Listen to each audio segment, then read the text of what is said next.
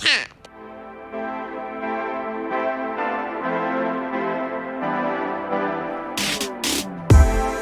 right, y'all, what's going on? We're back. It's another bad podcast. It's another episode. You know, we're just never gonna stop at this point. So I just hope you guys are just used to it. Like, they're just not. When I get to 500 episodes, that's when I'll quit. That deal. All right, y'all. But no, as I do always, man. To my current listeners, thank you guys, man. Look, I'm nothing without y'all. So thank you guys for listening and subscribing, either on YouTube or if you're subscribed on Spotify or any of those things. To all my new listeners, anybody that's new that's listening, check me out. Look, hopefully this episode does what it's supposed to do. Hopefully it makes you interested in the bullshit I have to say, or at the least just makes you be like, what the fuck is he talking about, just to listen to my crazy shit. So, you know, if you like it, man, please rate, review, and subscribe on Apple, Spotify, all that, please. And, you know, check us out on YouTube. You know, I try to, you know, have a haircut and stuff. I want to look nice for you guys. So, you know, get on YouTube, check that out. But as always, I'm always here with another co-host. You know, that's just the niche. And, you know, I'm going to let her introduce herself. Zakiya. Thank you for having me. Hi, yes, my name is Zakiya. I'm the host of WineDownWednesday on Instagram. And I'm so happy to be here and get into the topic today. We're talking wine and heartbreaks, right? Wine and heartbreaks. I call it wine and heartbreaks. I was a guest on her show once on the Wine Down Wednesday. I had a good time. It was fun. Yes. A lot of people had something to say about my views. Some people said I was toxic, which I don't think I am. Not at all. I think I was very honest, which is just an underrated thing. But no, yes. You know, she usually does her thing on Instagram. But you know, I wanted to get her on the mic in front of the camera. You know, yes. You know, let's let it live on forever. Yes. Let's get something that's gonna stay. So where are you from, Zakiya?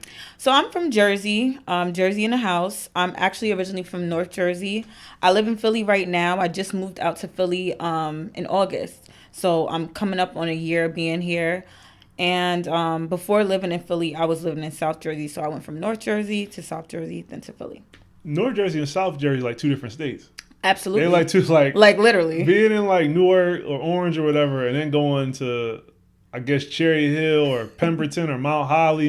Like, it's legitimately two different places. Why don't they just split them up? This is what I'm saying. And you know, I don't know if people who aren't from Jersey know this, but there's North, Central, and there's South Jersey. Yeah, Central's like Trenton, right? Yeah. Trenton would be considered Central, but nobody really wants to claim Central. Some people say it exists, some people say it don't. Like New Brunswick, it would have to be considered Trenton. That would be Central. But yeah, you're absolutely right. North Jersey and South Jersey are two vastly different worlds, and that's why I had to get the hell up out of there, because I was living there for actually about 4 years, and I was just like, no, this is too slow for me. I need to either go back up north or back to the closest city. So that's how I ended up in Philly. I was like, absolutely not. I'm not staying in this slow area. I need a more fast pace. I hear that. Mm-hmm. Yeah, I lived in South Jersey for a little bit too when I was in the Army, so I know pretty much all about the South, North, New York. Like, I used to be almost all around that area, so right.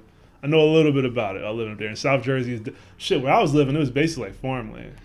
So I what part was you at? So I was living in like Burlington, Mount Holly. Oh, yep. You was right by where I was at. Yeah, so it's 20 minutes from Cherry Hill, so meaning you're not far from Philly in a sense, but you still are in your own, like, really, it just feels like its own world. It's farmland, it's little random diners on the side of the road. It feels like you're down south. Yeah, it's crazy. It's little burger shacks, look like they from the 70s. Like, I never encountered anything racist out there, so I don't want to say it's a racism area. I'll just say it looks like the area where you would encounter racism. Absolutely. We could curse on this? No, we got a lot of kids listening. You know, I got elementary kids. I was about to say, fuck shit. Abso-fucking-lutely. Yeah, let's say, fuck bitch, come, we can say whatever we want.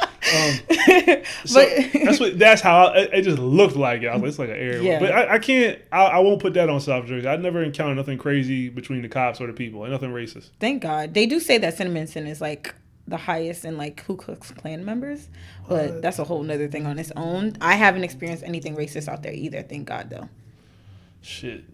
That threw you off? Yeah, no, I'm just racism itself is, you know, such a hot topic, you know, and I mean rightfully so, you know, with the cops, and so it's just funny. You can't have that conversation without going a little dark, and even in your head, you just think like, damn, racism is still a huge. Like, it's in 2021, racism is still a huge deal. Yeah, and it's crazy. It's really crazy and unfortunate, especially with what recently just happened, you know. Yeah. So. Rest in peace, Dante. Minnesota, why, like, in Minnesota of all places, like they just had to, like that was my thing. You would think if there's any place that's gonna happen, it wouldn't be Minnesota. This is what I'm saying though. Like, talk about a series of unfortunate events. Like the same place, and he had a connection to George Floyd's girlfriend as well. I think I heard. Wait, I didn't hear that. Wait, hold on. Are you serious? I'm absolutely serious. The cop or the Dante? Dante. And I'm gonna say his full name, people, because I don't know it, so I'm gonna make sure. I don't want to. Dante, is it Dante Wright? I think I got it. I think so. Yes, Dante Wright. Dante Wright. Yeah, I didn't know that. Now that's wild. Yeah, man. Look, man. I don't want to make the whole pod about this, but at the same point, I'm not gonna ignore it, and it's just gotta change. We've been saying it for years. I'm not coming here with answers because it wasn't the topic of the pod. It's just that. It's 2021, dog. We shouldn't be dealing with the same old bullshit. Not to mention, not that we're dealing with the same shit, but I don't feel like it's getting no better. Like, it's the same thing consistent with no improvement. It's like, this is happening again. Like, you would think after the last 25 motherfuckers, right, it would get progressively less, like, less egregious. Literally the definition of insanity. You keep doing the same thing and nothing's changing, expecting new results. But yeah, rest in peace to that young man. It's really sad, but not to darken the mood. No. It's probably, look, it had to be touched on. You can't ignore it. True. If we ignore it, we're helping the problem. Facts. We're making it more of a problem instead of trying to solve it. But on a lighter note, but still, I guess it's dark or light depending on who you are. I don't want to take this topic too light. Somebody say, "Oh, Pa, you don't care about domestic violence." It's not it. We live in a sensitive time. Oh yeah, we do. But trust me, I'm not sensitive. I don't care what these people think. I just care about, my morals and integrity. And I don't want to make something like because one thing, I know you just said as a side comment, but one thing I've learned is you cannot try to live for nobody. You can't live for these people and what they think is right or wrong. No. Like everybody's gonna be offended by something. Yeah, that is absolutely true. Hopefully, you just got the right morals, whatever, on you, and you can do it like that. So leading into so everybody knows where we're going. So.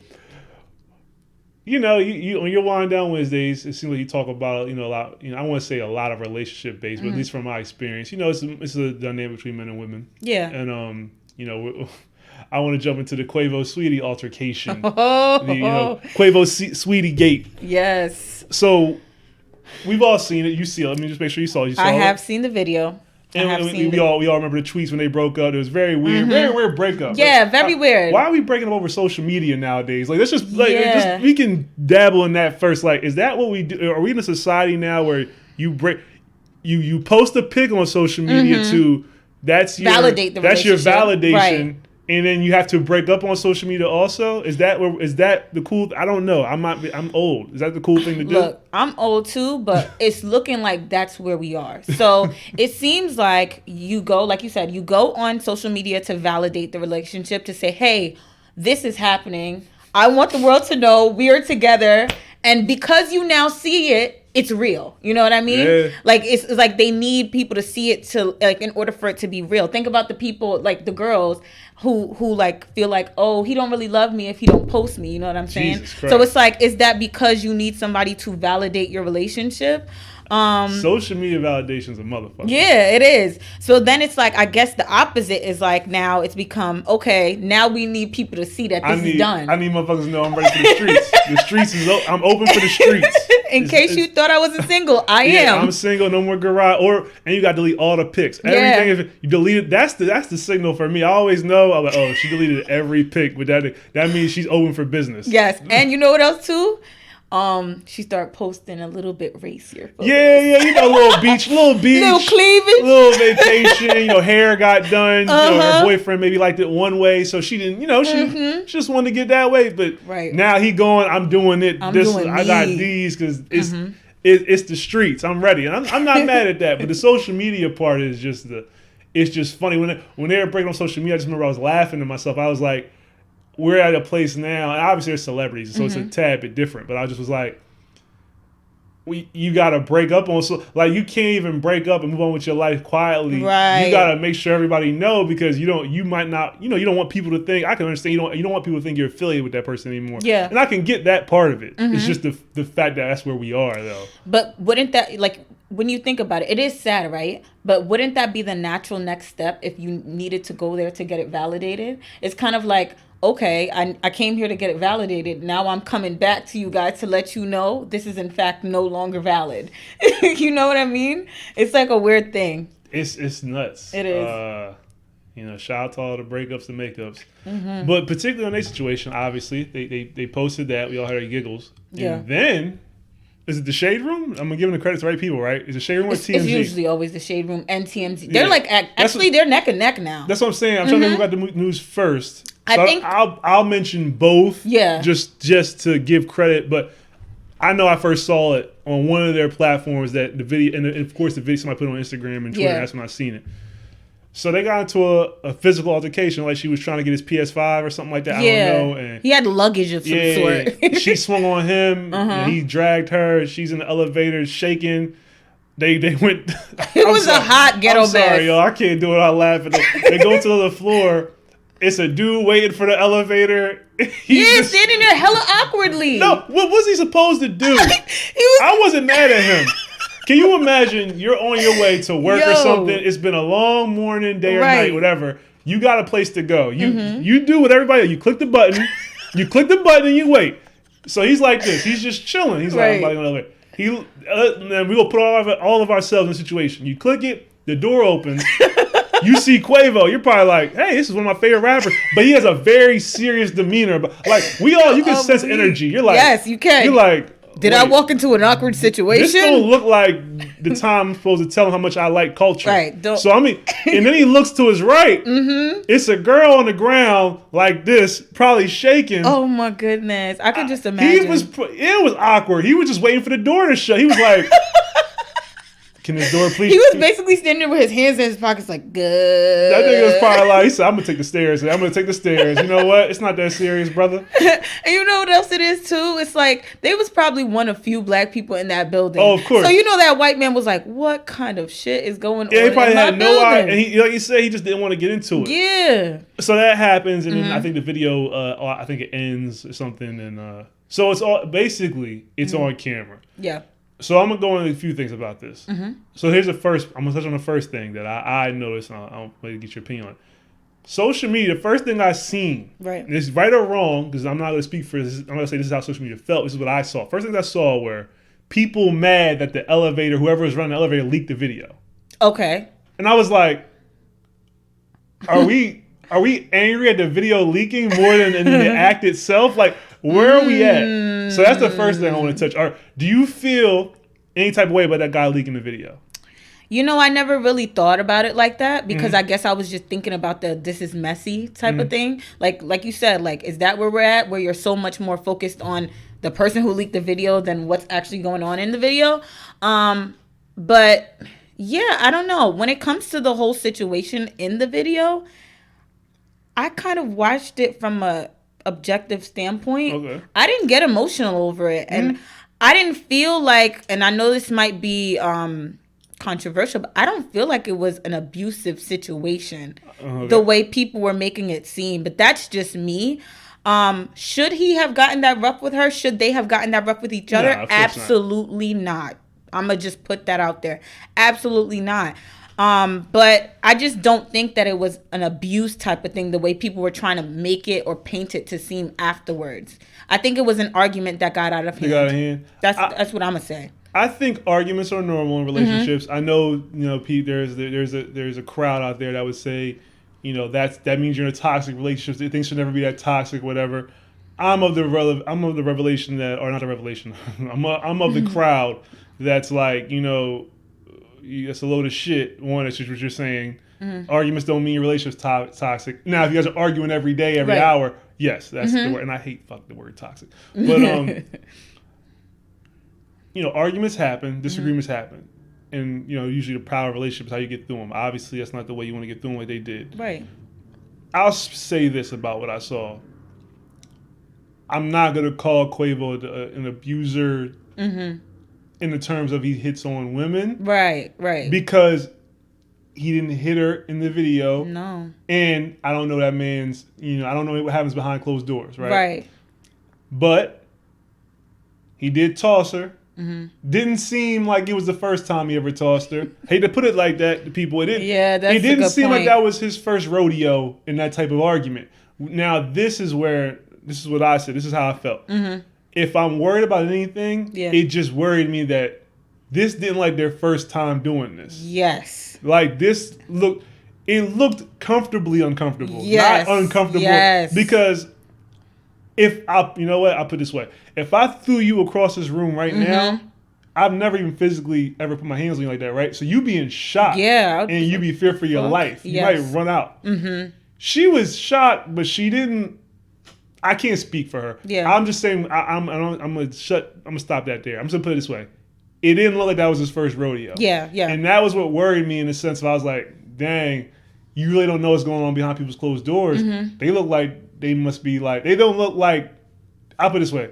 It's like how social media always portrays relationships. It don't look like what we always see as we now. Okay. Any normal person knows that. But I'm just making a point of I was just like, they look like they might be in a little rough relationship there. This might explain why they broke up. Right. No, but they be having their little rough spots. And he tossed her. Like, look, I'm not gonna make tossing light. I ain't gonna make it heavy. I'm just gonna call it what like. You shouldn't be tossing nobody, right? No, you shouldn't. I'm not going to say tossing nobody is the same as knocking somebody the fuck out because it's not. It is not the same, and I'm not going to vilify the two things in the same. I'm not going to put those in the same category. Right. I know I've gotten arguments before. I know I've had times where I've had to walk myself out the house. I know I have time. I picked a girl up off her feet once, but I knew where it was going, and I was like, this like I was like, you know what, I gotta get the fuck out of here because I told her I was like, I'm gonna beat your ass. Yeah. But me knowing practicing self-control, I was like, I put her down and I was like, I gotta go. Now, am I excusing the fact that I picked her up? No, that's not right. I'm not saying picking her up is right. I'm just making a point of that self-control. I do think amongst men, it's important. I don't think a lot of, obviously, how much practice would you have being in domestic situations? So I'm not saying guys can go practice. Yeah, but it goes back to self-control, like you said, and, how in control are you of your emotions when you get mad? How do you handle your emotions and kind of de-escalate situations? It's a gift in its own. Yeah. Like, it's definitely not something I can say that the only way you can work on it is if you just are very honest with yourself when you get mad in that moment. But we all know that things happen split second all the time. It's a lot of dudes in jail because they made a bad decision in a split second. And the thing is, like, I feel black men have to be exceptionally careful when it comes to that because, the fact that a video like that leaked could be career ending for someone like Quavo. For him, I'm not worried about his career because he didn't hit her, with a closed fist or even a smack. And also in Atlanta, they seem like they stand by their people in Atlanta. Now, he's going to lose a lot of corporate shit. Yeah. I'm pretty sure that's done. But as far as Atlanta, we go hear Quavo on some songs. Like, it's, you know what I mean? Now, if he would have knocked her out, or there's another if she decides to come out and she paints the relationship as abusive. Now, to me, that's probably, I hate to say it, we shouldn't care about his career, talk about domestic violence, but I'm just speaking from a career standpoint. That's the thing you'd be worried about. Right. Because if that happens, now everything changes. Yeah, it does. If she paints it, she's like, we argue, we realize we weren't good for each other. It is what it is. But something else too, I feel like you said, you mentioned at the beginning of the video, and most people who watched the video saw this, she swung on him, right? So I don't want us to forget about that. And this is not me trying to vilify Saweetie over Quavo. I'm trying to point out the fact that, like, some couples play the hands game.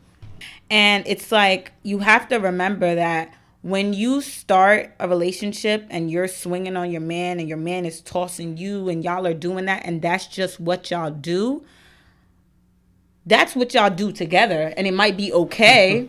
But if a video comes out, it's absolutely not okay. And that's how people's careers, get ruined and things get canceled. People shouldn't be look, obviously no man should put his hands on a woman, but women shouldn't be putting their hands. Oh, no.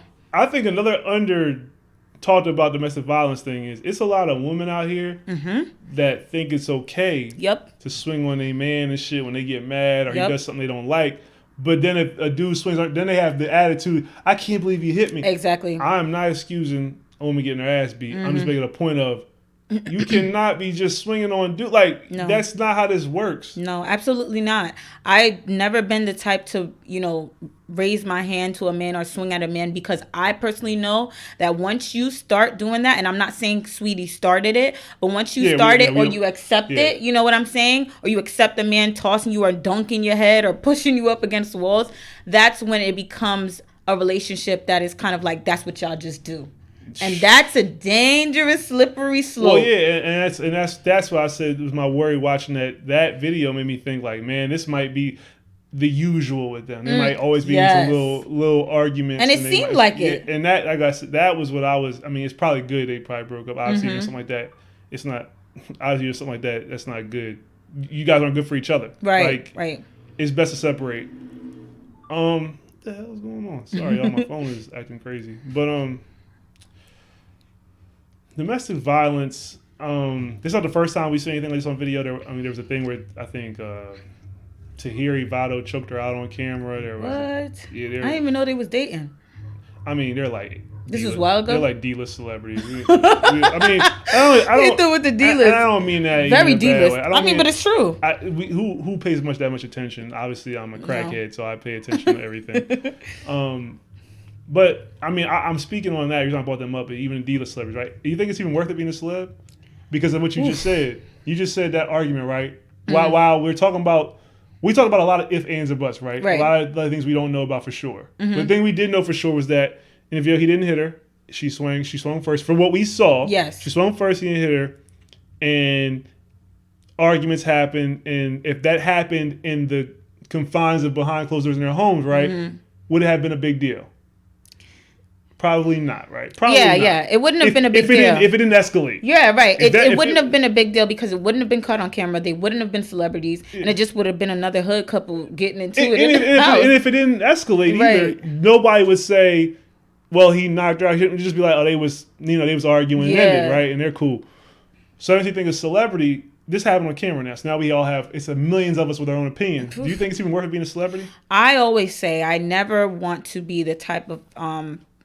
like, if I ever become a celebrity, I never want to become the type that, like, is famous to everyone. Like, where people would follow me down the street with a camera or something. I'd rather just be famous to famous people. So, like, somebody behind the scenes.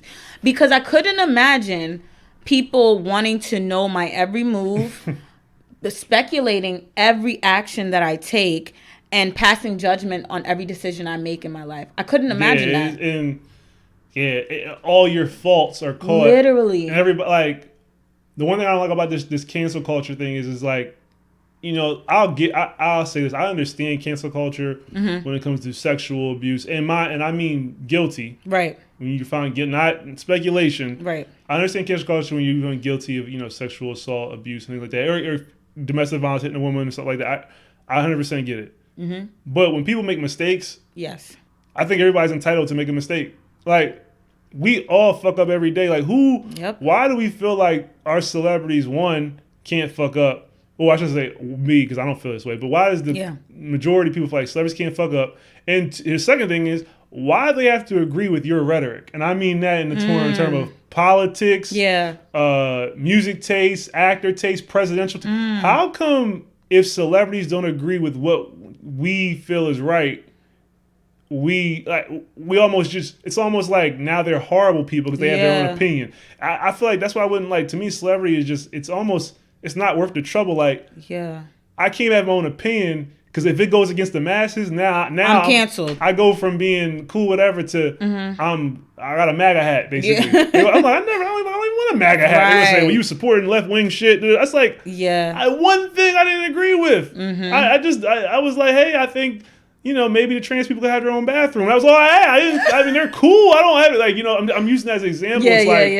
If everybody feels like trans people could use men and women's bathrooms, and you say, oh, we could just make their own bathroom. Now you hate trans people. It's like, wait, it's like now I hate them? It's an extreme. There's no more room for a middle ground. It's either you are for or you are against. Yeah, you're our side or not. And I don't like that. No, I think it's a dangerous place to be.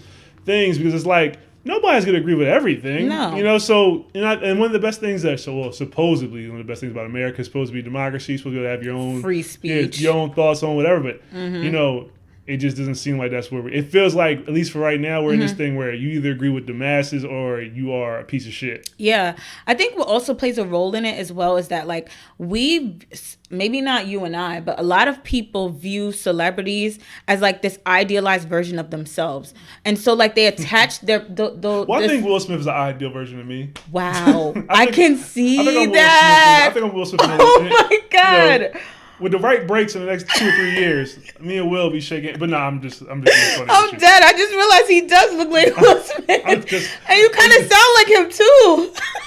It's a joke. The resemblance is uncanny. Oh my God. What was your thought? He took me off of my track from the whole point I was trying to make. Oh my God. Wait, what was I saying? Yeah, so anyways, Will Smith. Celebrities, sometimes we view them as an idealized version of ourselves. And like, so we tend to try to see ourselves in them, or want to, at least, I think. And then we, like, when they go against maybe what we care about. Ooh. Henny Black is. I'm sorry, it went down a little. When they go against what we care about and the ideas we have, I feel like that's where people are just like, no, fuck you. Like, you're not who I thought you were. You're not me. God. You know what I mean? Let me tell you something. I don't expect a celebrity to save me out of any political or life. So weird. I don't expect any life advice or political things out of any type of celebrity. Now, if I get it, right, I'm happy. Like if when Hove does the things he does, I don't like going to name in specifics, but I'm happy. I'm like, oh, that's dope. I'm happy he did that. But the difference between me and a lot of these folks is I'm not expecting him to do anything. And if he doesn't do it, I'm not angry. It's like, okay. Like, let me ask you this. So you said you're not expecting it, right? And I noticed something that happens with a lot of celebrities who do make certain statements, maybe about race or politics, right? Once they start to make statements, we do start to expect it. Well, so do you expect it after the person shows a certain interest or constantly makes comments? I got a perfect example. And we kind of went down a whole other rabbit hole. But that's cool. Meek Mill. Okay. So Meek, when he got out of jail the third time, I can't remember. Last time he got out of jail, right? We all remember he was having marches, prison reform, right. Big support free Meek vibes, right? Even though he violated his probation because he didn't put the weed down, he kept pissing hot.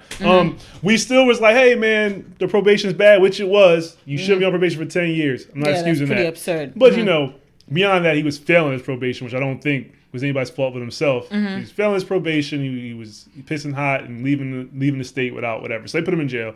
Dirt bike arrest, which is very corny.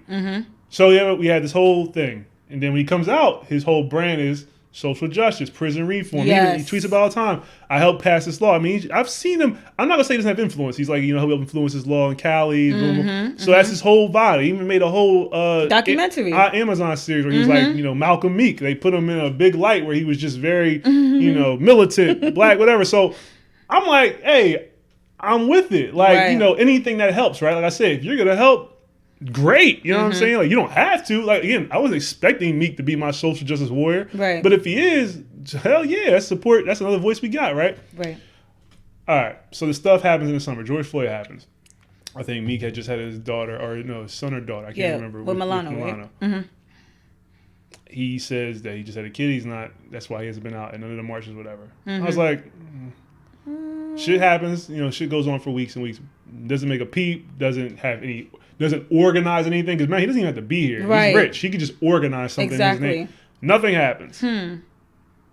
Just a bunch of tweets. And I was like, I'm over this dude. As far as like expecting, and at that point he's back to just being a rapper. If he has a hot verse, I'm gonna support it. Like, I'm not corny. Like, he's just hot. Or I should say corny. I'm just not a liar. Like, if the shit hot, I'm not gonna be the one in the party be like, oh man, he ain't support George Floyd. Go sit down. Like, we all act like we're gonna do that. Let me tell you something. None of y'all are gonna do that. Because y'all still wearing Gucci. When Migos come on the club, y'all go dance to your Quavo verse. So don't act like you that butthurt about the sweet shit.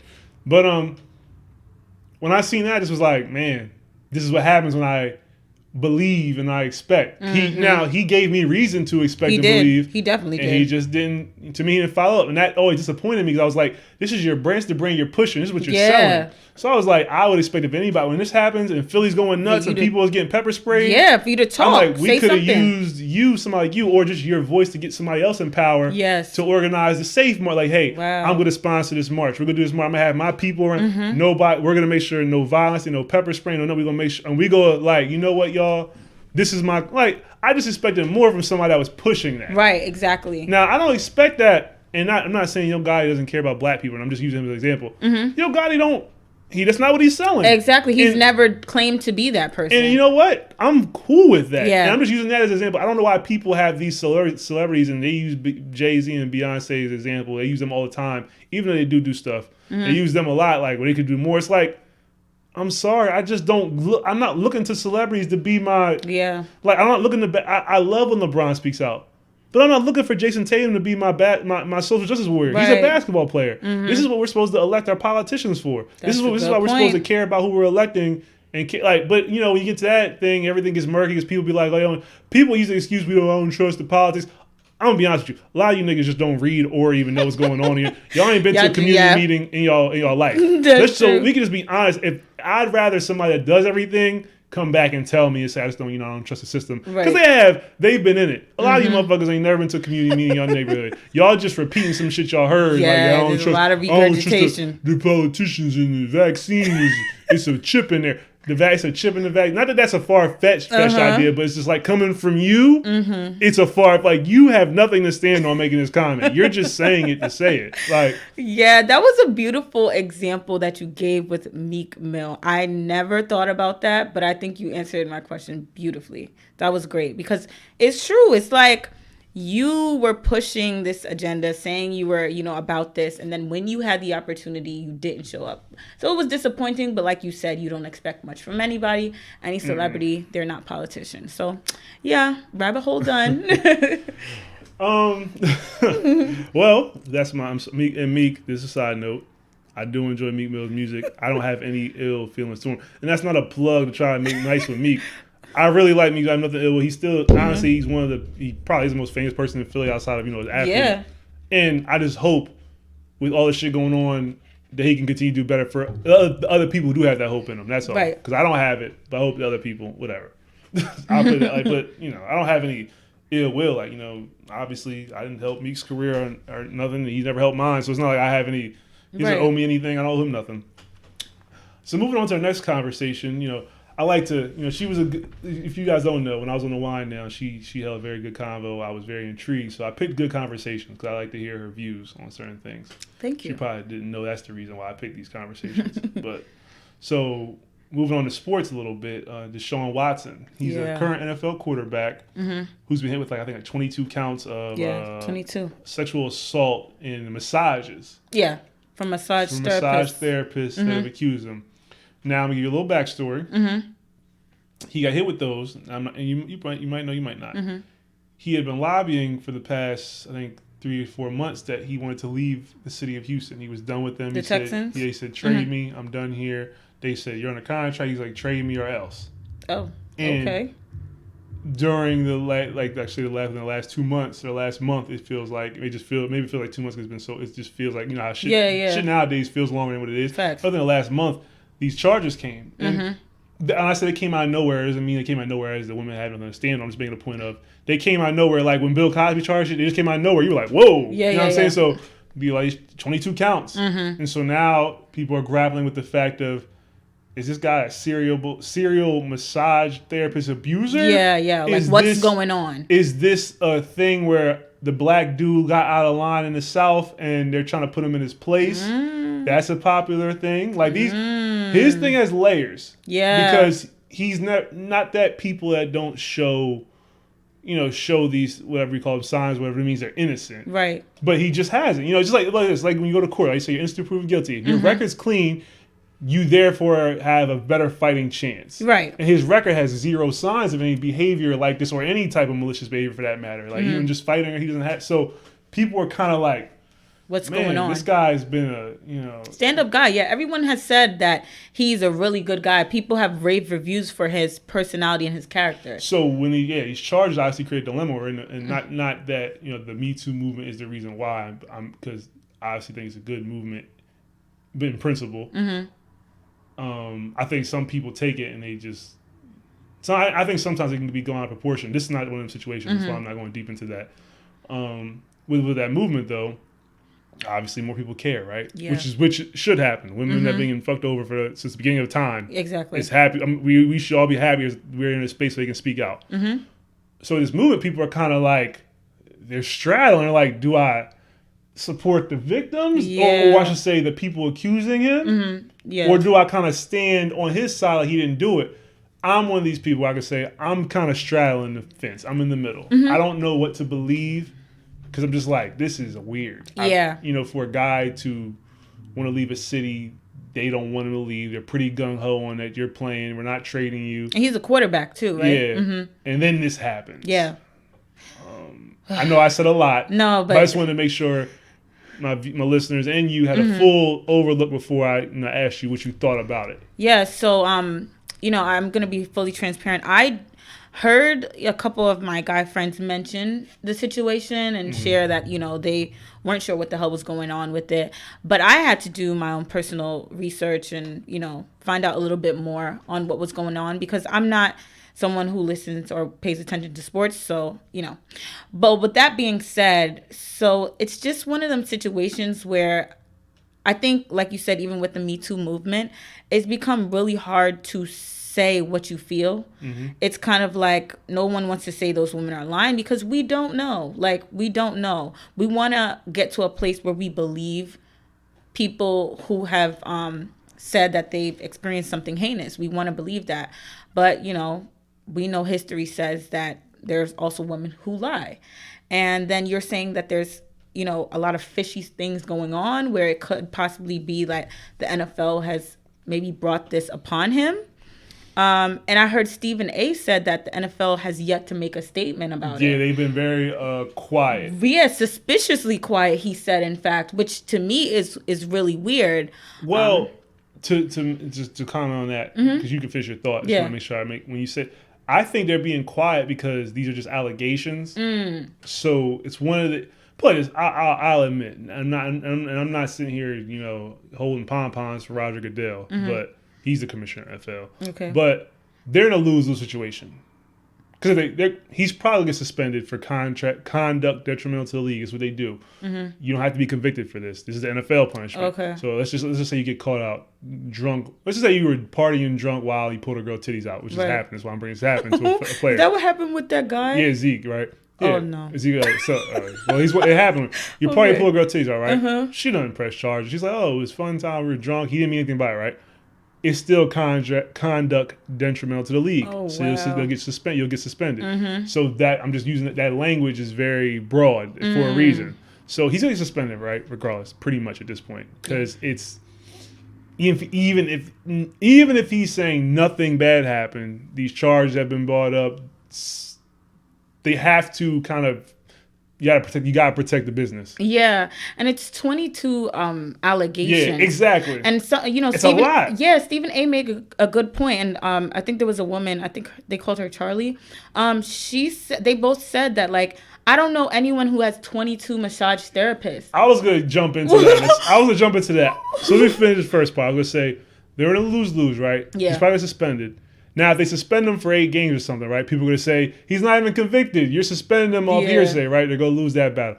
If they don't do it, they're in a position where women are going to say, you don't support us. Look, you guys don't care. It's a tough situation. And in reality, it's like, you're in a lose-lose. Because the court system is supposed to work off innocent until proven guilty. But public opinion just killed that now. Public opinion's a motherfucker. And I say that in the most ways. I really don't live by the notion that you're guilty. Until proven innocent. But I'm not an NFL either. I'm not an NBA. I don't represent a big corporate company like that. So I can understand where the rules get a little blurred. Public opinion is like a mob mentality. So yeah, the NFL has been quiet because I know they're kind of trying to wait to the last second to do whatever. They want to wait. They want to wait and see how this, because the case hasn't been going to court yet. No, it hasn't. They want to wait probably until they can see more and make it more, because they obviously their hope is to make an informed decision instead of just a decision to please people. Yes. Because like I said, it's gonna be a lose-lose. Yes. But you were saying the masseuse thing. That's a lot of goddamn masseuse therapists. I was like, what is he on Instagram just picking girls out for massage? Which is not a crime. It's just abnormal. It is abnormal. And it's like, if you find a good one, right? You'd think anybody, not just a football player. Shannon Sharp said that. He said it was weird. And Shannon Sharp is supportive. Yeah. At least of he's said publicly, like, I'm going to wait till the case comes out. I want to see more details where I give, he said, I'm not going to convict a man off hearsay. But he did say, he was like, and when I was in the NFL, he said, this is me. He was just like, I went through a few massage therapists trying to find one that worked. He said, I found a lady, you named her, like Tracy. He said, she's been my massage therapist for years. He said, because he said, and when we play sports, you kind of want to find somebody that knows your body and knows it well. And he said, usually if they do it well, you stick with them because he said, I personally, I don't know why he would have so many different ones. Why would you have to go through 22? And I said this on Twitter. The Jaw's like, I said, look, no matter where you lean on Deshaun Watson, wherever you lean, can we have a discussion about why he got so many massage therapists? That's the question, though. It's like, okay, and not trying to sway anybody's opinion, but it's like, okay, you have 22 massage therapists. What was going wrong with all of them that you constantly needed to keep finding different ones? If that indeed was the case, that you actually did work with these people. But something else I wanted to say was that, everyone kept speaking to his character and saying he was a good person, which is what most people do when somebody they care about or know is accused of something heinous. But something I often find is that people only know another person in the degree that they know them, right? You're 100% right. Just like you only know me from this, right? So it's like, okay, you can be, and I find this happens a lot with men and other, like, giving their opinion on other men. So your guy friends know you in a way that women don't know you. Of course. So I say that to say that maybe the way he navigates the world with women is totally different than the way he navigates the world with men and his football buddies and, work and all of that. And I'm telling you, I'm not saying that he's guilty of anything, but I found in my 27 years of life as a woman, a lot of men treat women differently than they treat men. So they can be an awesome stand-up guy to a man, but they might not be that same awesome stand-up guy to a woman. That's just, a point that I wanted to share. No, I think that's very interesting. You are right in the sense of that people, period, right? You only know people the way you know them, which is an obvious statement. People are probably saying, duh, but no. In the cases like this, it's true. Like, everybody knows Deshaun Watson, how they know him, right? Right. Football player, charitable guy, great dude, pretty much overall is what we've all seen, we've all read. But that doesn't, that's why I made sure I said that when we were talking. That doesn't mean he's innocent. Exactly. Because we don't know him behind closed doors and how his relationships are. I mean, to use to a lesser extent, this is how people, as they say, when people are gay and they come out the closet. Exactly. Why do you think they call it a closet? Because it's a place that nobody knows. They've been able to keep it under wraps, and they live their outside life where you would never suspect. Because I only know Jake from being at work. We play basketball. He's a great guy. I love Jake. He's gay. What? I didn't know he was gay. Not that that's a bad thing. I would never guess. Would have never guessed. You know why I would never guess? Because he was keeping his information close to the chest. So this is very true in the Deshaun Watson case. Like you said, not trying to, obviously, we're not portraying him as guilty or anything. Just the fact of the other side of that is we really just don't know. Like, he really could behind, and I'm laughing. I'm sorry, y'all. Y'all got to forgive me. I know it's just not funny. It's an ironic laugh. But on that massage table, he might turn into a different person. Like, when the back rubs start, he might just turn into a whole new guy. That's like, I need you to grab my stuff and grab it now. Yeah. And look, I will say this, I don't put nothing past anybody. Nope. But I am going to, at least for now, refer to his record of what people think about him. And, the sad thing is there really will not be any tangible evidence come out of this case because it's not a tangible evidence charge. Yeah, that's it's a the he thing. said, she said type of thing. But that doesn't mean there's not things that can't be proved. And I've said this numerous occasions. Even if a little wrongdoing is proved, like on his part, a small end, it's a wrap. Nobody's gonna excuse, because let's just say this, and I'll use this example. So because one of the girls said that he wanted to force me to give him oral. He asked me to go. All right. So let's just say he says, no, I didn't say that. I just turned and said, look at it. But you get what I'm trying to say? Yeah. Like, that's inexcusable. Like, people will be like, wait. That's still wrong. So you in there acting like that. Like, but you want us to believe you didn't do all the other things. And that's my biggest worry for him as a black man, a black quarterback, role model-esque guy. I'm like, please don't let this turn into something where you his had career's done. His career's done. If something like that happens, I think it's done. Yes. He's not. No. You don't think so? No. I would be surprised if he bounced back from this. Let's let the men. Now we let the men control this conversation a little bit. This is how you don't know men well enough. Let me tell you something. Deshaun Watson is a franchise quarterback in this league. He's 20. I never heard of the guy until today. He's 27 years old. Let me tell you. If there's anybody in the NFL that can survive this, I'm saying if he doesn't get convicted of anything, I'm dead. He will be throwing the football somewhere. You think so? 100%. Let's make a bet today. Now, I'll make the bet is if you got no particulars. Now, if something like that comes out where he's in the wrong, I don't know. I don't have an answer for that. If he can get through this thing and just, and basically at least come out with her saying, hey, we don't have any proof, whatever, his story holds up. This is what she's saying, but we're not going to file suit. The court rules we're not going to file suit because there's nothing tangible here. Yeah. He'll survive that because at the end of the day, he won. But if it goes any way other than that, all bets are off. I don't have no opinion on it because I say opinion, I mean, I don't know if he'll be able to play or not. I would kind of honestly, in today's society, I'd say no. I think the minute you bring him back, right? Because obviously he would do his mandated suspension time, whatever. They were talking about that. And he'd be eligible to play, right? The minute he's eligible, the first team that picks him up, I think the public blowback would just be, it'd be too much for NFL to handle. And that's why the women and everybody, they'd have to be like, cut him. Yeah, I think that I agree to what you said. Like, I think that if he does get found guilty, even if just one woman, he's definitely done. I think so. Or even if he's not done, he's not going to have the career that he was on track to have. That's what I'll say. So, sorry to the guy, young guy. He was looking very prosperous. Well, I don't want to say sorry to him yet, because I don't know. I just want to say this.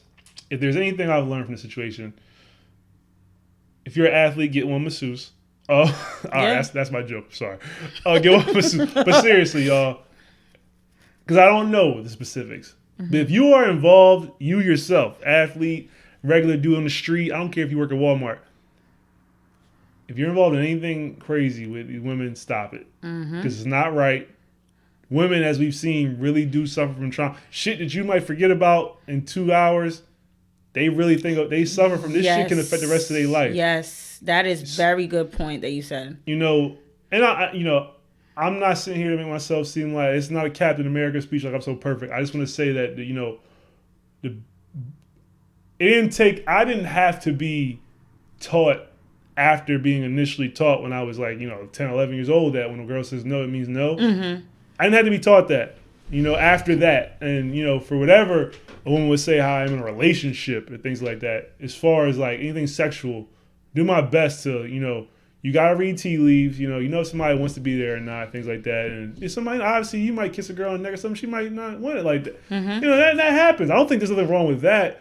If she doesn't want it, just be like, oh, my bad, I ain't know. Now, if you keep going and telling her just to chill, that's assault. Now, I will say, before times of now, a lot of people didn't know that, and I'm not going to sit here and shame people for not thinking straight to assault. Because a lot of niggas just think what they did. Yep. But I will say this.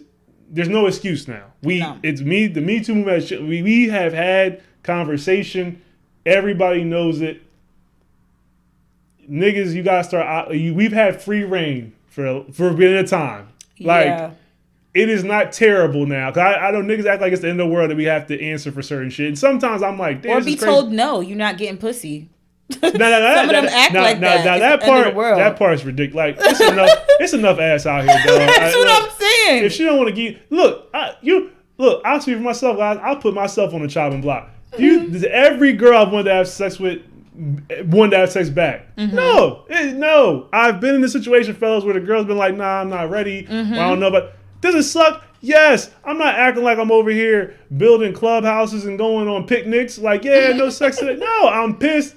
But I'm not going to, like, assault her for no pussy. Like, it's like, all right, you know what? She don't want it, we can just chill. Right. You know what I mean? That's what Pornhub's for, fellas. Mm-hmm. You got these apps. Just use the app. It's not worth what you can lose in the end. No.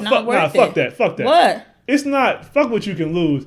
It's not worth hurting somebody. Yeah, like, that too. You fucking with somebody, like, you can literally fuck somebody up for life. That's a fact. And I don't want to forget about that. And I know that's not what you meant. You're a woman. Mm-hmm. I'm just seeing for a nigga, like, fuck what you can lose. That's a person just like your mama, like your sister. Like, you don't want to fuck them up for life. Yeah. Account of you just want some act, like, always, it's a split. I don't doubt that, I don't doubt when criminals be like, well, I didn't mean to do that. I don't doubt that. Of course you didn't. You made a decision in 10 seconds and it was a bad one. That don't mean you're not going to be held accountable for it, though. Like, don't let the 10 seconds of horniness ruin your life. Yeah, and ruin somebody else's. Like, they don't deserve that. Exactly. Because they're not going to forget about those 10 seconds. And it didn't feel like 10 seconds to them. It felt like hours. Sorry to those young women, too, because he did, in fact, do that. They're going to suffer with long-term trauma. And they're going to have to work through that. So I just hope that justice will be served in whatever way that it needs to be served. Or, the truth will prevail. Last part of that convo, just want to touch on is you got a lot. We've had actors and rappers and things like that. They'll get accused of it, right? Yeah. Just like the football player, you get accused. Do you think it's right when these men get accused, like Casey Affleck, Arnie Hammer, I think Takeoff, there's numerous other guys, James Franco, when they get accused, that people automatically side with the women, the victim, and decide, and people get on these things where they shouldn't work. They have these ugly charges against them, or do you think it's like, hey, until something's convicted, or even if you settle out of court or something like that, it's like, I guess I'm trying to figure out is, does that mean you're guilty and should you not be allowed to do these professions anymore, or do you think that maybe that's just where we're at right now with this movement?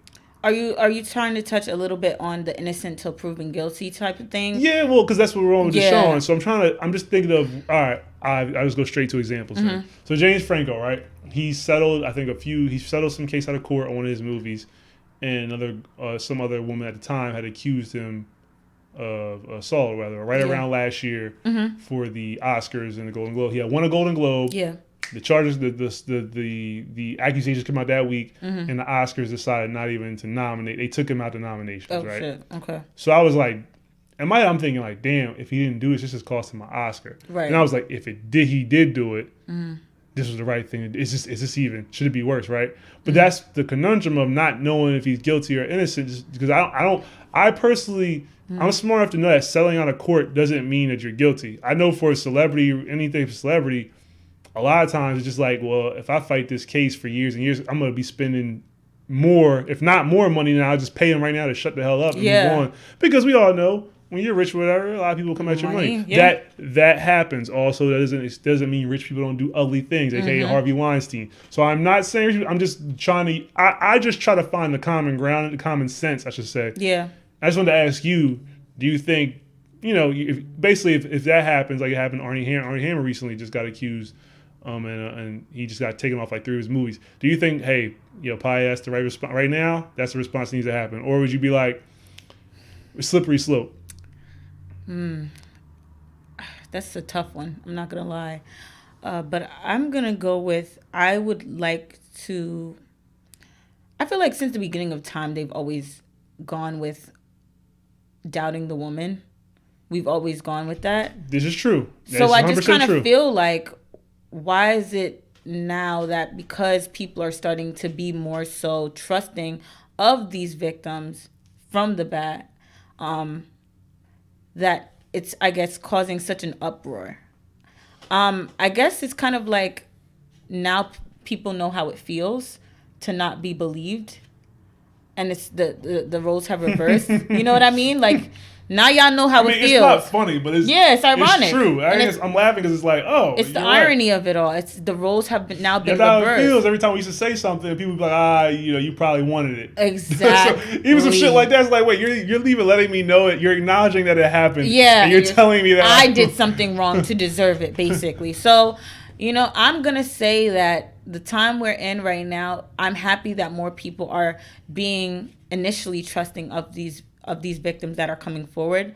But with any change in life, there's always going to be a downfall to it. Mm-hmm. With more people, pros and cons. Yes, with more people outwardly, from the forefront trusting these victims, people can profit off of that, or think heinously because of that. Be like, oh, well, everyone's believing the victim now, so I'm gonna get some money or ruin this man's career or ruin her career.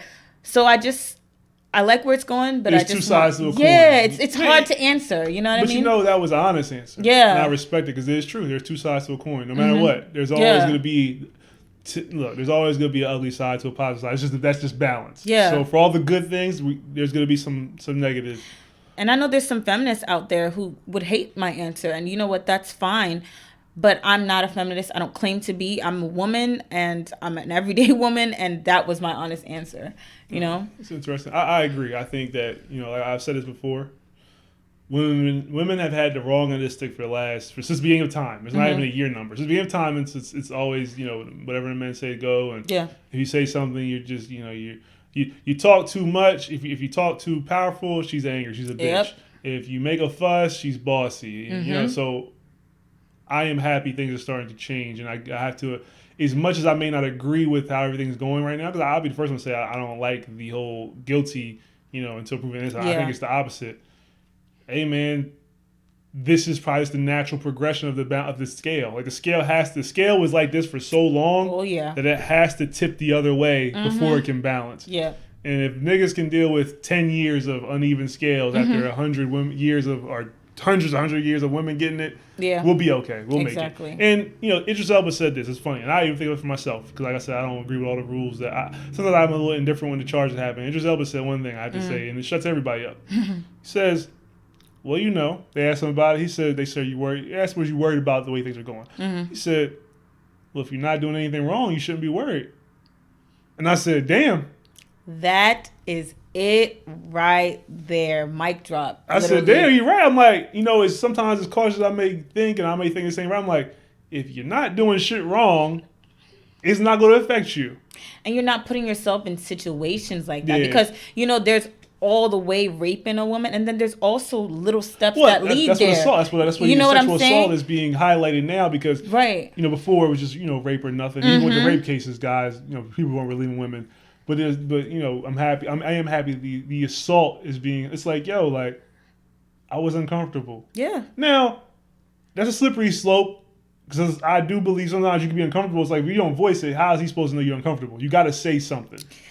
But beyond that point, if somebody says they're uncomfortable, they voice they're uncomfortable, and you don't try to remedy it, because it can happen. You can be uncomfortable, other person be like, "Oh, I'm comfortable. I thought you was cool." If they don't try to remedy it, that's a problem. Yeah, it is. If it's just, "Hey, shut up, you'll be all right," it's like, wait a second, this ain't right. But something else too, and I had this conversation, and not to get too deep into this, but I had this conversation with my dad because he said something like that, like, when a man does something to you that is uncomfortable as a woman, it is your job as a woman to speak up and say, this is making me uncomfortable, right? Which I totally agree with. I think with any human being. Right. Yeah. And I totally agree with that. But I find, and it's happened to me at times where I've been in situations where I was uncomfortable and I didn't know how to say. And I've heard that too. Yeah, and it's weird. They say I guess you freeze up. Yeah. You say something, you'll freeze and you don't really know what to say.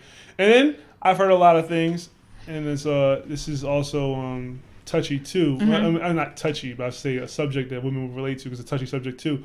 So sometimes I hear that women are afraid to say something. Yep. Now, look, on the legal scale of things, I don't feel like a guy should be held accountable for something he didn't know. Mm-hmm. If he was at least acting in honest intention. If he's like, if the woman say, he didn't knock me out and try to do something crazy or force me or hold me, whatever. Mm-hmm. Then I'm like, how you old? The dude thought she was cool with it for whatever it was. It didn't seem like he was acting in, malice. Like he was acting like, bitch, you go. But, and that's just that.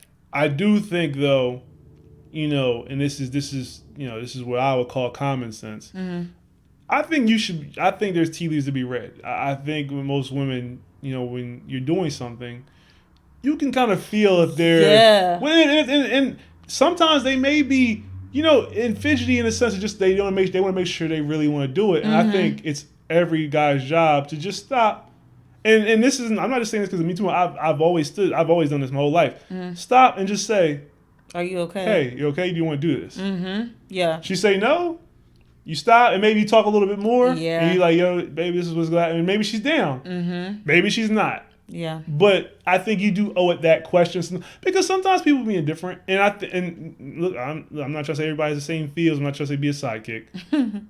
Sometimes I feel it and I'll just be like, are you sure? Yeah. Because I don't want you to do something you don't want to do. Mm-hmm. And if they say yes after that, then, obviously you're cool. Yeah.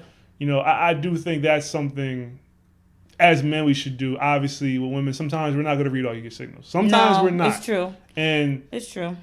Like your dad said, I look, if everything's perfect, yes, please. Yeah. Any woman, please voice. It is your job to voice it, just so that person they're not confused. You wouldn't want right because some people really don't mean harm. Some people, like I don't want to put. I'm not trying to excuse any fucking fucktards out there. Some people really don't mean harm. And they'll be like, I didn't know. Like you seemed like you was with it. You didn't. When I did this, you didn't say no. And right. And I just want to be a little bit more clear because in my experience, thank God, it's never happened to me when it came to sex. It was always usually men that I didn't really know like that trying to put their hands on me or touch me or like getting too close to me. And like, I think the level of unfamiliarity with those men also made me scared to say something too, because there are crazy people out there who you'll say no or you'll react in an aggressive way and now they're slapping you across the face or God forbid taking out a knife and killing you.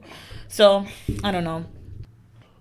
And this is one thing I don't think as men will never understand. Because even I don't understand it fully. I can understand in a sense of like, I understand. But I'm not a woman. I'll never empathize fully. Just like I don't expect a white person to understand black plight. Right. I just want them to just sympathize. But I wouldn't, to me, it's unfair to ask, you should understand what's like to be black. I'm a white person. So I'm just using that as an example. I never understand what's like to be a woman. But one thing I had to think about was, how I just saying, women should voice when, they're, when they don't want something, right? Mm-hmm. One thing I never thought about is I'll never understand what it's like to be a woman and be in a situation where you're just physically invulnerable. Meaning, like, I want to say something, but I'm this deep in this now. If I say something, this nigga might be liable to whip my ass, and I can't get out. I'm by myself. I'm in his house. I'm not, and I've never thought about how that feels. As a man, I've never had to feel like that. Yeah. Unless I was in some street shit or something where it's like violence. Exactly. Mm-hmm. Other than that, it's like I don't know what it's like to be a woman. That. So that's something I try my hardest to think about. Yeah. Now, it isn't always like I'm not gonna say I'm always thinking. I'm just saying I always try to remember that women, they're put in very vulnerable positions that we don't think are vulnerable. Right. Like when we have there's a couch right there, and I'm just using this. When you have a girl on the couch and you're on top of her kissing or whatever, right? To you, as I'm a normal dude, so I'm thinking, oh, I'm kissing her, this is great. You know what I'm saying? Like, she's pretty, she's cute, this is what I want. Nothing psychotic. You're just like, this is great, this is what I wanted. Like, she's cute, man, she smells good, boom, boom. And as a woman, hopefully she feels the same things, right? Yeah. But the thought I don't ever have when I'm in that position is, I don't ever have the position in that thought of like, oh, I could kill her right now, right? Oh my God. I don't have that vision because I'm not a psycho. Right. Which hopefully most guys don't have that thought. But you probably would say, well, why would you say something wild like that? No, I know because most women, when you're in that position, especially if it's their first time with you, they're not actively thinking you're gonna kill them because they're kissing you. They're obviously they feel comfortable, but they are thinking like, damn, this nigga can pretty much do whatever he wants with me in this second if he wants to. Right. He's on top of me. Obviously, he's heavy as hell. That could be sexy, but that could also be fearful too. Like, all right, I'm committed. Like at this point, I'm in, whether I want to be in or not, because he's already here. And then maybe that always makes me think like, damn, as dudes, we don't have that. Nope. Y'all don't. We don't have that, and we have to acknowledge that women have that. Like that's something, because at the end of the day, a woman's not going to overpower at least most dudes, and they know that. So it's like it's vulnerable. Yeah, it's like even as a woman, and I'm sure almost every woman can relate to what I'm about to say. Every time I go somewhere, the thought crosses my mind: this person could hurt me right now. Like even just coming here, I was just like, I've never really met you in person before. Anything could happen right now, and we have to think about that because and you have to. It happens. It's nothing against his character at all.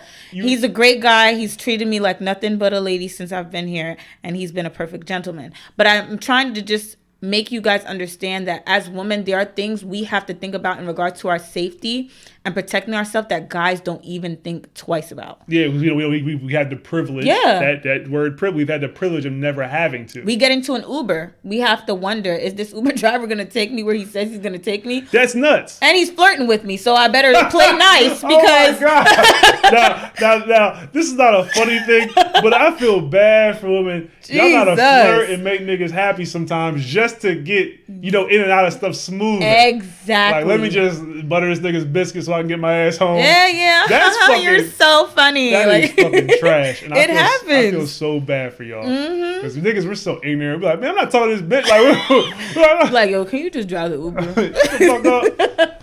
Nah, that's true, man. Yeah. Hopefully some knowledge was given in that convo. That convo go literally all day. That's the only reason I cut it. That's the only reason I just cut it like that. And another gets started. That's just a great conversation. And I just hope people they got a lot out of that. We'll move on to something a little bit lighter. Yeah. So dating. This is our last convo. Woof. I'm going to straighten my glasses here.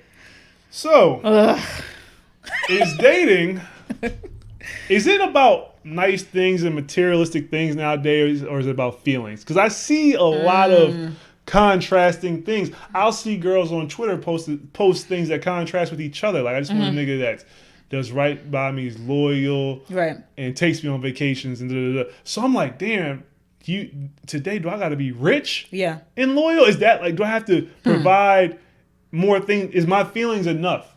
Now I've heard the argument of you shouldn't be dating if you broke, which I agree with. But it's more me getting in touch to like, are we loving for the right reasons? Yeah, exactly. Are we getting in relationships for the right reasons? This is a great question that you're asking. I mentioned something similar to this to a guy friend of mine. I said, when did it become a standard that everyone wants a rich man? When did that become a thing that every single woman on the face of earth needs a guy that's making $1 million or over $100,000 a year? That was not a thing a couple years ago. To me, it's not the money no more. It's about the lifestyle? You can make money. I'm not going to say it on the pod. You can make money, right? Right. The money's not the issue. It's about the lifestyle. Yeah. Are you making money and are you able to do these things? Are you able to do these things for me?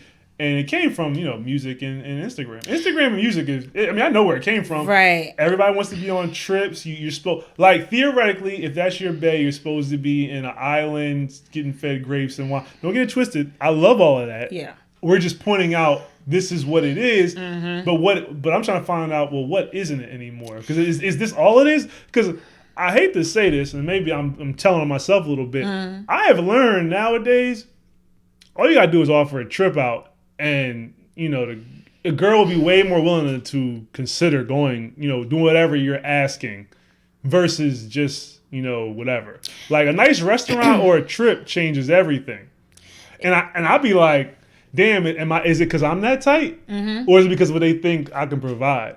That's a good point. And, that's where I was going to go next with what I was saying, was that it's because of social media and the lifestyle that we see celebrities living. Couple 30 years ago, let's say, you were not able to see the full lifestyle and all the things that celebrities can afford and all the trips they were taking and all the cars they were driving. We didn't have access to that.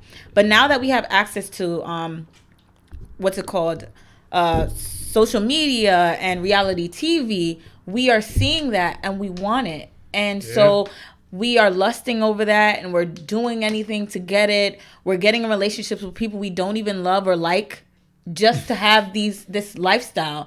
And it's just like, you know, that's why that's such a good question, because it's like a lot of these people are not in love.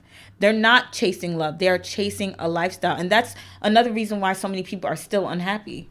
And that's what that's what I'm trying to get at. Like, is it, and you're a woman, is what I wanted to ask you. So obviously, you know, I guess, I don't want to say sadly, but sadly, it's like, obviously debate won't go both ways. It doesn't seem like you're the type of person that would solely date for lifestyle. I'll put it that way. I'm pretty sure, and I'm a human being. Lifestyle is the point. I don't want a girl that's broke. But doesn't seem like that's your sole thing. But to get on that side of the fence, do you think it's just the fact of like, is it because of the music, is it Instagram, is that, we mentioned those things, or is it maybe a part of security? Because that comes into a thing too, where, you know, the whole, the 50-50 rent thing comes up, right? Yeah. And I'm just like, well, is this an argument where I always try to dig into the source, not whatever the face value is 50-50 rent. I'm like, whatever, blah. What's the source of that? Is the source of, are women saying that men nowadays are not built to provide, and basically all of this comes from, I want somebody that's going to be able to provide versus I can give a fuck less how much you're really there. Are you willing to provide and take care of me?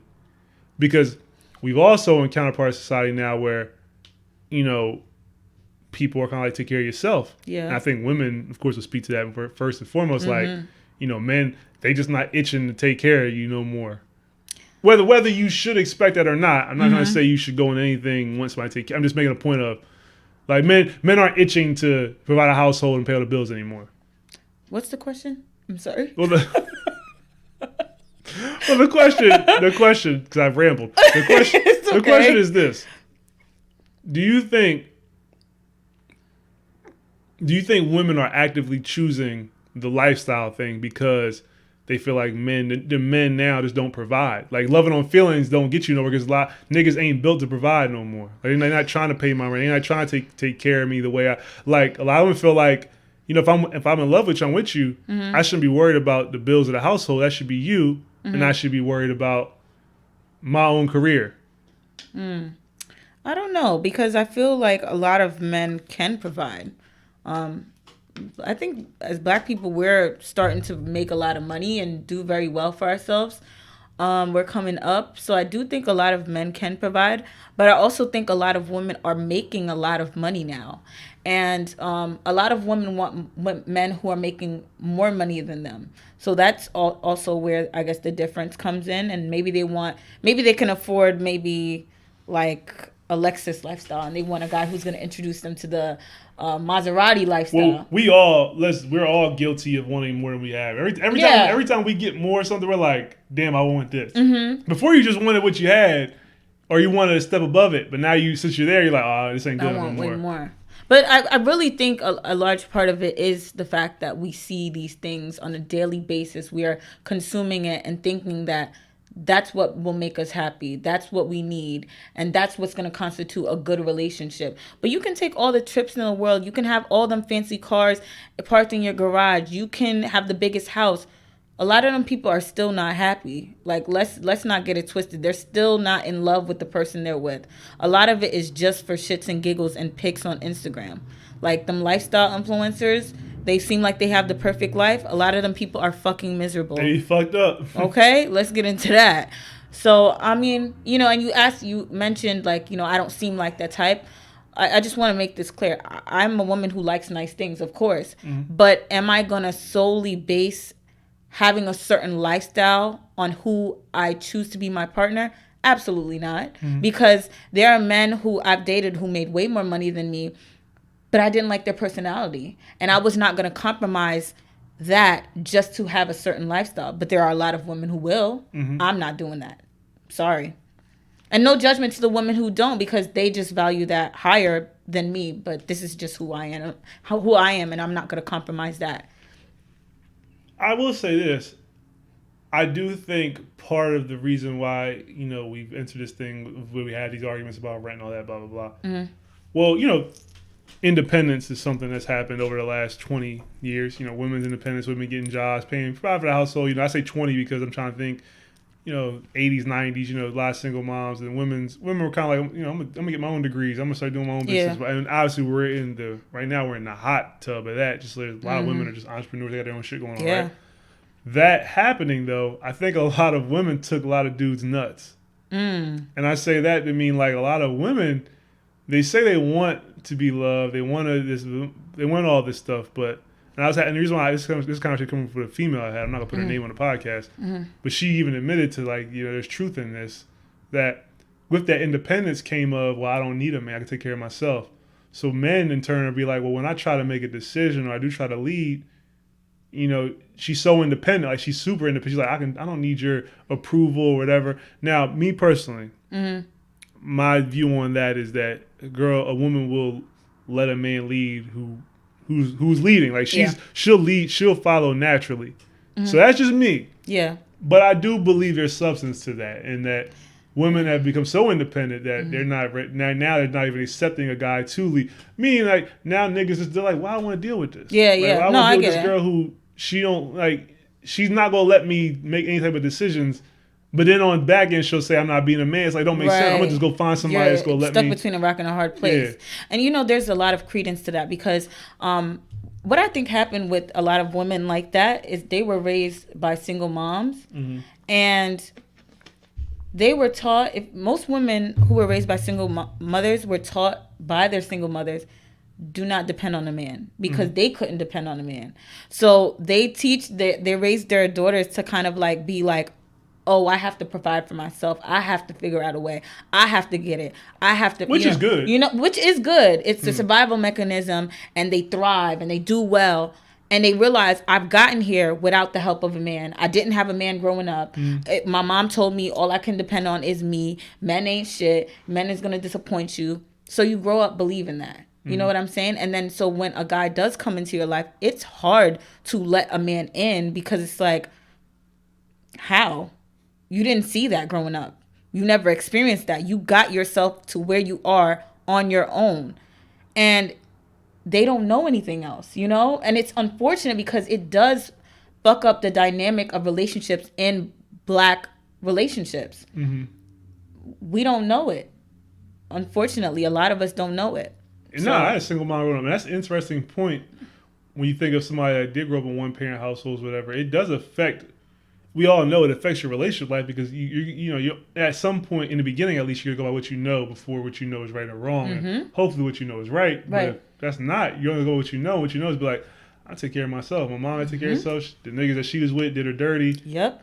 I'm gonna trust at the end of the day, I'm gonna trust my opinion, and niggas gonna have to deal with it. And that's interesting. Obviously, I don't think this question has an answer. It's just something I've noticed. Like I've noticed.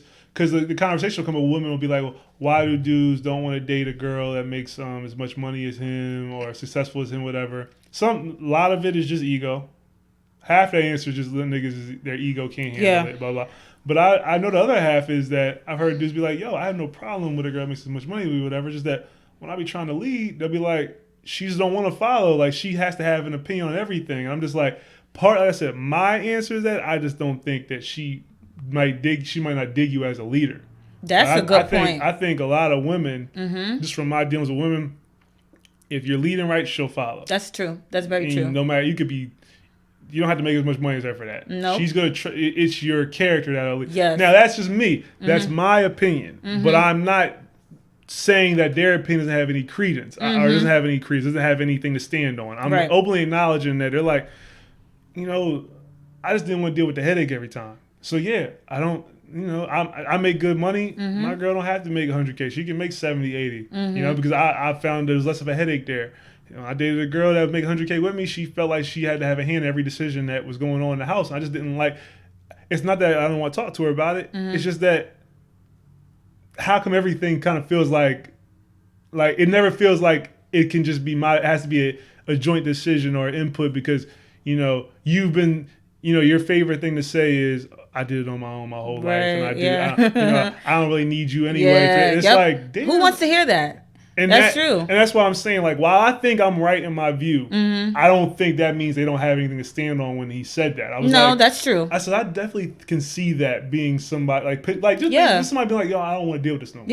Yeah, that's a really good point. And, sometimes those women, they work high power jobs too. Exactly. And they have to be strong. Yes, they have to. They're in jobs where they're making decisions left, right, and center, not just for themselves and their small team, but maybe for the whole company and where the company is going to go. So it's like, that's a transition for someone to come home and then become submissive, I guess is the word I'm looking for. But it goes back to modern versus traditional relationships. And are you a modern woman, and can you actually slide into the role of being a traditional woman if you're in a relationship with a traditional man? Does it work? I don't know if it works. And that comes down to compatibility. You gotta find somebody that's compatible with you. Yeah. Everything's relative, people. There's no right answer, because you gotta find somebody that fits you. Exactly. Nobody else is like you.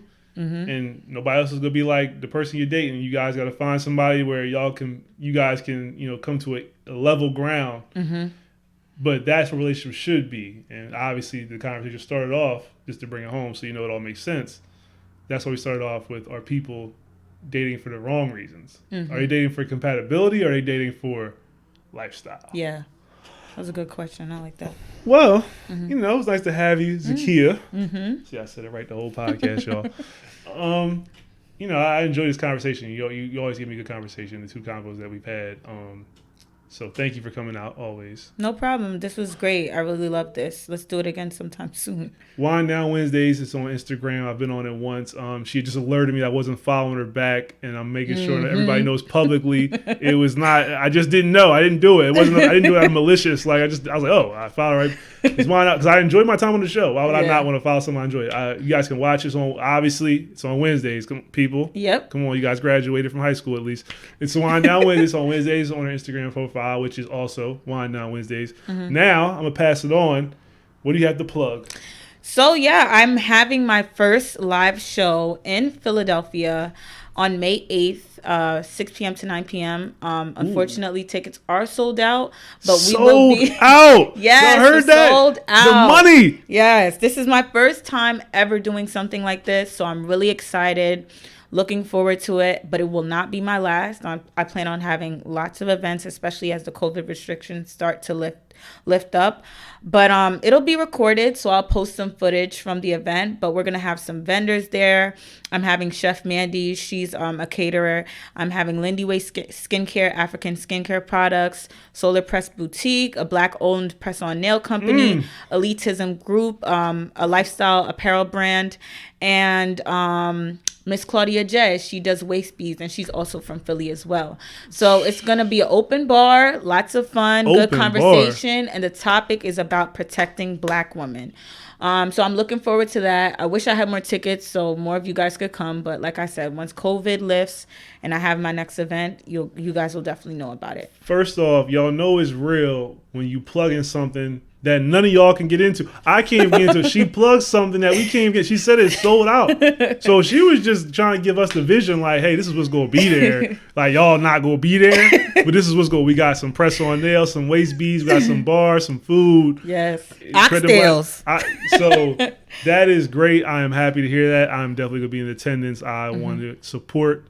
We got to support our people. Play, man, it's a live show. This is dope. Yeah. I'm looking forward to it. Don't be nervous. No, I'm not nervous. I've been manifesting this since September. Manifest. I hate the word manifest, not because I don't hate the word. I hate the word manifest because what's the girl? The IG B. girl. Simone? B. Simone and ruin she the did word ruin manifest. Manifest for me. Every time I hear, I just picture her saying it with the loud manifest. I'm just like, oh my God. That and toxic. Y'all killed it for me. Y'all killed good words. Damn it. Don't kill meditation. I need that. But no, this will not be the last time I see Zakiya on here. We're going to have her some more. And, tune in to Wine Down Wednesday. Obviously, if you're not, you can see there's a fan base for it. They got sold out shows. And that's a wrap. I mean, you welcome back. You guys don't have to go home, but you got to turn the radio off. I'm AKA, done. I got to get out of here. Get the hell out. No, I'm playing. Thank you so much for having me. Of course. It's a wrap.